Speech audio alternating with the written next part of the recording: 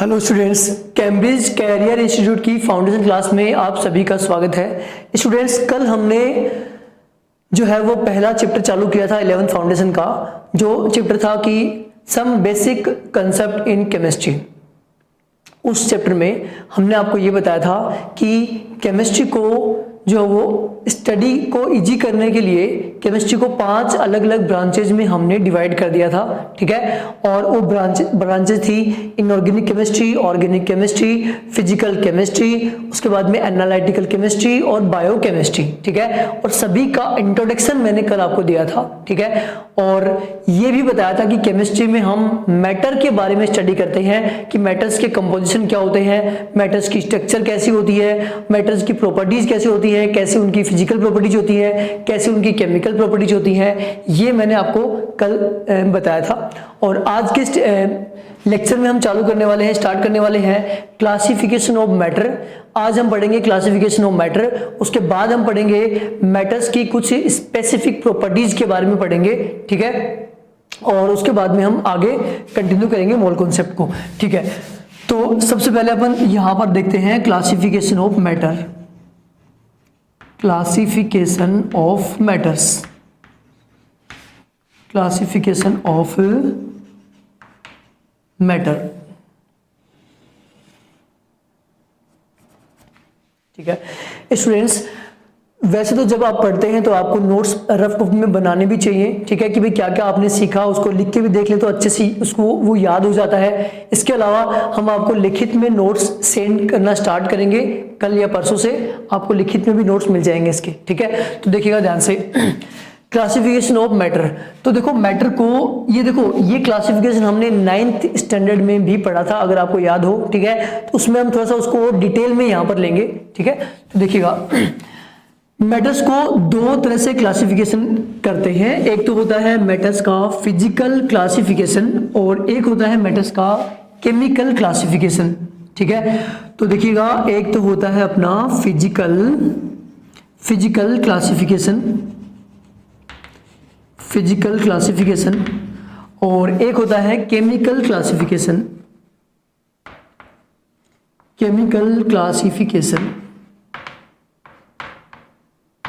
ठीक है।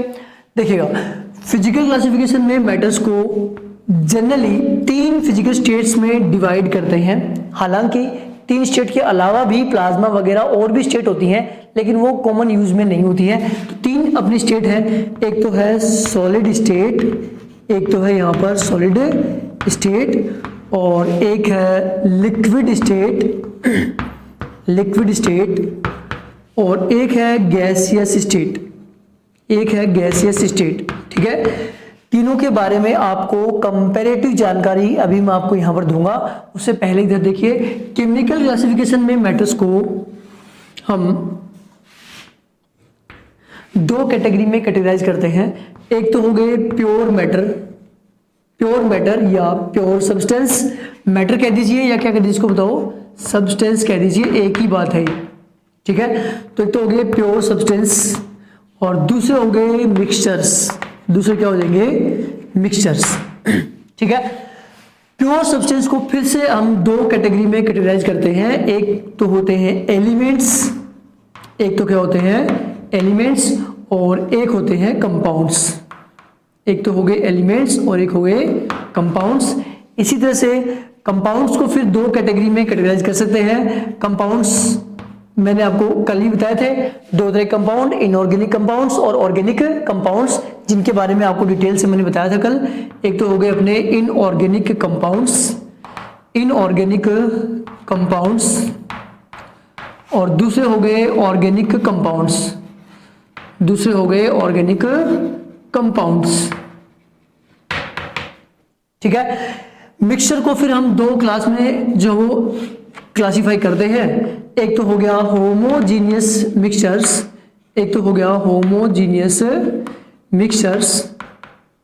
और दूसरा हो गया हेट्रोजीनियस मिक्सचर्स। तो 2 तरह के मिक्सचर्स हो गए, ठीक है। चलिए हम स्टार्ट करते हैं, फिजिकल क्लासिफिकेशन से स्टार्ट करते हैं। पहले इन तीनों स्टेट्स के बारे में सीख लेते हैं जल्दी से फटाफट से, क्योंकि हमने आपने पहले भी ये पढ़ चुके हैं आप, ठीक है। और फिर एक एक करके इनको अपन डील करेंगे। तो देखिएगा ध्यान से, सबसे पहले physical classification of matters, physical classification of matters. तो जैसा कि मैंने आपको लिखा, फिजिकल क्लासिफिकेशन में मैटर्स को 3 क्लास में क्लासिफाई किया गया है, ठीक है। तो देखिएगा यहाँ एक बार फिर से मैं लिखता हूं कि भाई हम क्या कर रहे हैं, यहाँ पर फिजिकल क्लासिफिकेशन की बात कर रहे हैं, फिजिकल क्लासिफिकेशन की बात कर रहे हैं, जहां मैंने बताया आपको कि 3 कैटेगरी हमने बनाई हुई है। एक तो है सॉलिड, एक है यहाँ पर लिक्विड और एक है यहाँ पर गैस, ठीक है। चलिए पहले मैं बात करूं इधर सॉलिड में, तो सबसे पहले मैं बात करूंगा कि पार्टिकल्स की, ठीक है। पार्टिकल्स तो सॉलिड हो चाहे लिक्विड हो चाहे गैस हो, सभी के सभी मैटर बहुत ही छोटे छोटे या फाइन पार्टिकल से मिलकर बने हुए हैं, ठीक है। और वो पार्टिकल एटम, मॉलिक्यूल या आयन हो सकते हैं, ठीक है। तो पार्टिकल्स क्या हो सकते हैं बताओ, एटम्स हो सकते हैं, मॉलिक्यूल्स हो सकते हैं, मॉलिक्यूल्स हो सकते हैं और आयंस भी हो सकते हैं। यही बात इसके लिए लागू है और यही बात इसके लिए लागू है, ठीक है। कोई भी हो, सॉलिड हो, लिक्विड हो या गैस हो, सभी बहुत छोटे छोटे पार्टिकल से मिलकर बनते हैं और ये पार्टिकल एटम, मॉलिक्यूल या आयन, इनमें से कोई भी हो सकता है। चलिए आगे देखिए, दूसरी अपन बात कर रहे हैं कि पार्टिकल्स के बीच में अट्रैक्शन की अगर बात करें, पार्टिकल्स के बीच में अट्रैक्शन की बात करें, तो अगर वहां पर सॉलिड स्टेट है तो पार्टिकल्स के बीच में अट्रैक्शन बहुत ही ज्यादा होगा, very high attraction between the particles. फिर यहां पर देखेंगे तो अपन इसको मीडियम कह सकते हैं, और गैस में देखेंगे तो नेग्लिजिबल अट्रैक्शन होता है। क्या होता है बताओ, नेग्लिजिबल अट्रैक्शन होता है पार्टिकल्स के बीच में, ठीक है। तो गैस के पार्टिकल के बीच में नेग्लिजिबल अट्रैक्शन होता है। फिर अपन आगे बात करें तो पार्टिकल्स के बीच में अगर गैप की बात करें तो पार्टिकल्स के बीच में गैप बहुत ही कम होता है। अगर सॉलिड की बात करें तो पार्टिकल्स के बीच में गैप क्या होता है, बहुत ही कम होता है, ठीक है। यहां पर कुछ ज्यादा होगा, कुछ ज्यादा किससे बताओ, सॉलिड से क्या होगा, कुछ ज्यादा होगा, ठीक है। और यहां पर बहुत ज्यादा गैप होता है, यहां पर अपन क्या कहेंगे बताओ, मोर गैप बिटवीन पार्टिकल्स, ठीक है।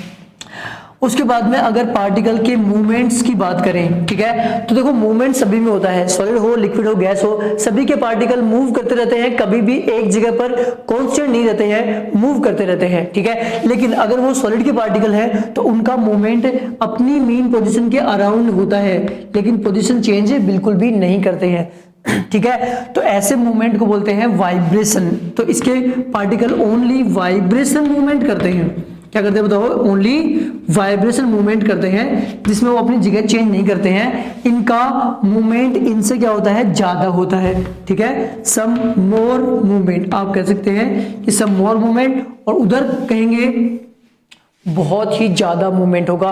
पार्टिकल्स कभी रुकते ही नहीं है, गैस के पार्टिकल इधर उधर कॉन्स्टेंटली मूव करते रहते हैं, ठीक है।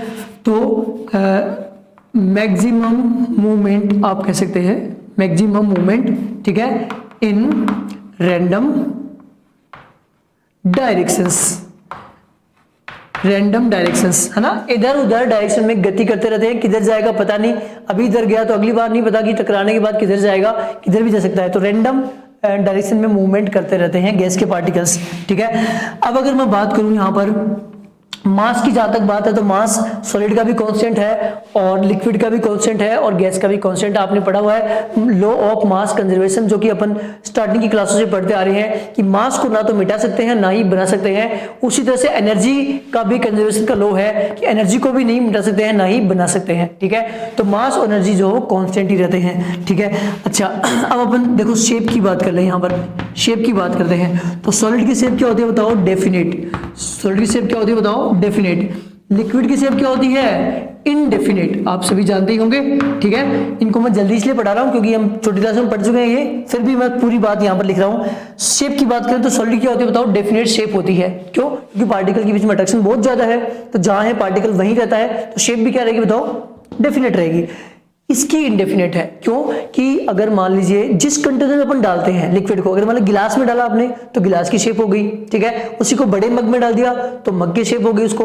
उसी को अगर मान लो आपने थाली में डाल दिया तो थाली की शेप हो गई। मतलब इसकी शेप डेफिनेट नहीं है, चेंज होती है। जिस कंटेनर में डालोगे उसी की शेप ले लेगा, तो इनडेफिनेट है शेप। और इसी से गैस की शेप भी क्या होगी बताओ, इनडेफिनेट होगी। गैस की शेप भी क्या होगी, इनडेफिनेट होगी, क्योंकि गैस को भी जिस कंटेनर में डालोगे उसी की शेप जो हो गैस की शेप हो जाएगी।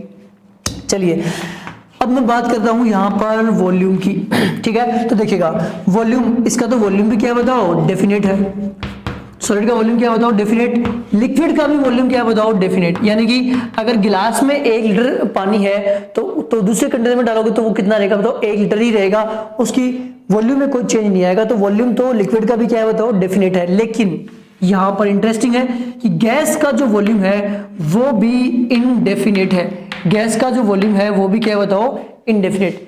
मतलब क्या, अगर मान लो छोटे से कंटेनर में गैस भरी हुई है तो उस कंटेनर का वॉल्यूम ही गैस का वॉल्यूम है। अगर उसी गैस को हम बड़े कंटेनर में डाल दें तो उस कंटेनर का जो वॉल्यूम है वही क्या हो जाएगा, उसके गैस का वॉल्यूम हो जाएगा। क्यों, क्योंकि पार्टिकल्स के बीच में बिल्कुल भी अट्रैक्शन नहीं है। छोटे कंटेनर में डाला तो उसमें भी सब तरफ फैल गई पार्टिकल।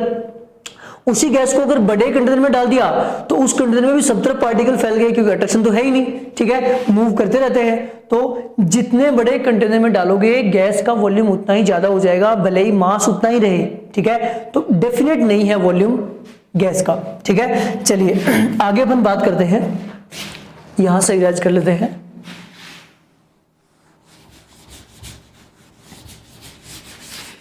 इन पॉइंट्स के बाद में आगे अपन अगर बात करें यहां पर, तो मैं बात करूंगा सबसे पहले कंप्रेसिबिलिटी की बात करूंगा।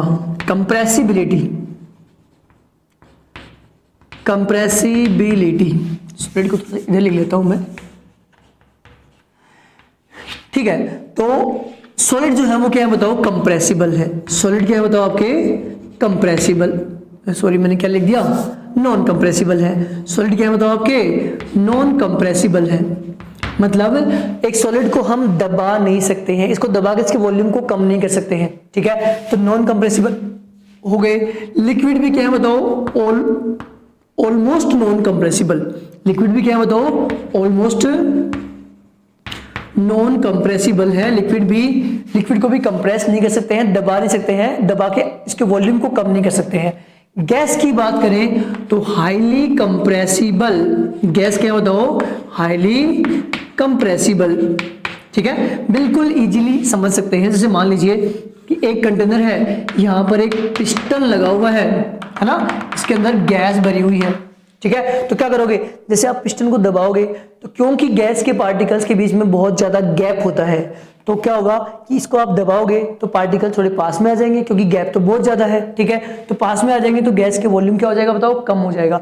मतलब गैस को दबाकर इसके वॉल्यूम को हम कम कर सकते हैं। मतलब ये कंप्रेसिबल होती है, कंप्रेस हो जाती है, ठीक है। चलिए अब अगर बात करूं मैं रिजिडिटी और लिक्विडिटी की बात करूं, रिजिडिटी और फ्लूइडिटी।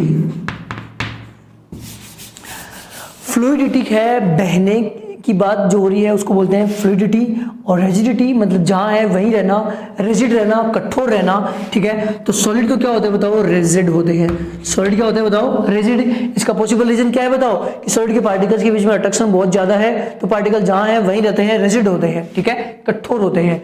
और ये क्या होते हैं बताओ, फ्लूइड होते हैं। क्या होते हैं बताओ, ये फ्लूइड। लिक्विड क्या होते हैं, फ्लूइड होते हैं, बह जाते हैं, ठीक है। और गैस जो है वो भी क्या होती है बताओ, फ्लूइड होती है। गैस भी क्या होती है, बह जाती है, ठीक है।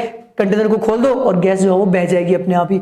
ये भी फ्लूइड है, ये भी फ्लूइड है, लेकिन ये क्या बताओ, रिजिड है, ठीक है। चलिए आगे मैं बात करता हूं फ्री सरफेस की। अगर बात करूं फ्री सरफेस, तो देखिएगा ध्यान से, सॉलिड में फ्री सरफेस कितनी भी हो सकती है।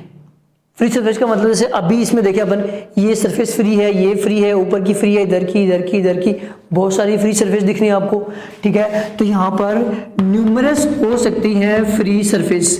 कितनी हो सकती है बताओ, बहुत सारी हो सकती है। जबकि लिक्विड में ओनली वन फ्री सरफेस होती है। लिक्विड में क्या होती है बताओ, ओनली वन फ्री सरफेस होती है, एक ही होती है। जैसे मान लो किसी कंटेनर में लिक्विड भरा हुआ है, इस कंटेनर में मान लो कोई लिक्विड भरा हुआ है, तो ऊपर की जो सरफेस है वही फ्री है, ठीक है। ऊपर की सरफेस को ऊपर क्या बोलेंगे, फ्री सरफेस, बाकी की सरफेस फ्री नहीं रहेंगी, ठीक है। और गैस में कोई भी सरफेस फ्री नहीं रहेगी, क्योंकि कंटेनर सब तरफ से बंद रहेगा तो ही गैस इसके अंदर टिकेगी, वरना नहीं टिकेगी। तो गैस के अंदर नो फ्री सरफेस, कोई भी फ्री सरफेस नहीं होती है गैस के अंदर, जबकि लिक्विड में एक फ्री सरफेस होती है और यहां पर बहुत सारी फ्री सरफेस हो सकती है, ठीक है। चलिए अब अगर बात करूं मैं डेंसिटी की बात करूं, अगर मैं डेंसिटी की बात करूं, ठीक है, तो सॉलिड की डेंसिटी बहुत ज्यादा होती है, मोर डेंसिटी होती है, ठीक है। और यहां पर थोड़ी सी फिर लेस होगी, इससे क्या होगी बताओ, कम होगी। और गैस में अगर बात करें तो डेंसिटी जो है वो वेरी लो डेंसिटी होती है गैस की। गैस की डेंसिटी बहुत ही कम होती है। डेंसिटी मतलब यूनिट वॉल्यूम में मास, उसको हम क्या बोलते हैं, density. Density is equal to mass upon volume, यानी यूनिट वॉल्यूम में मास कम होगा। क्यों होगा, क्योंकि पार्टिकल दूर दूर हैं तो वॉल्यूम तो ज्यादा होगा और मास क्या होगा, कम होगा, ठीक है। गैसेस हल्की होती है तो यहाँ पर बहुत ही कम जो है वो डेंसिटी होती है गैस की, ठीक है।